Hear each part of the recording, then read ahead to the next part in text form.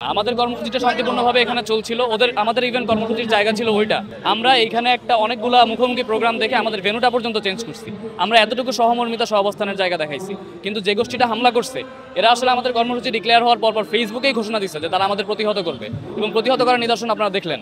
তাদের কাছে প্রতিহত করার হাতিয়ার হচ্ছে সন্ত্রাস, তাদের কাছে প্রতিহত করার হাতিয়ার হচ্ছে হামলা করা, যেটা তারা করতে এসেছিল।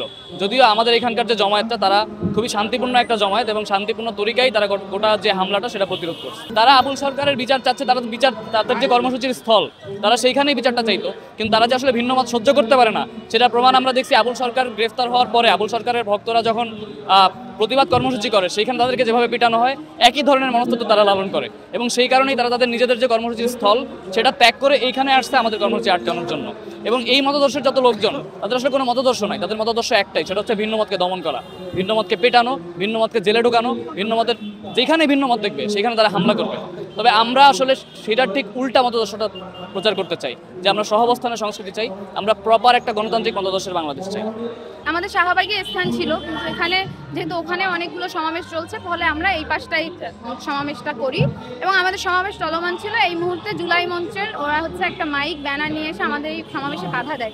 বাধা দেওয়ার ফলে স্বভাবতই আমরা চেয়েছি যে ওরা চলে যাক, আমরা আমাদের যে আয়োজন সেটা আমরা সফল করি।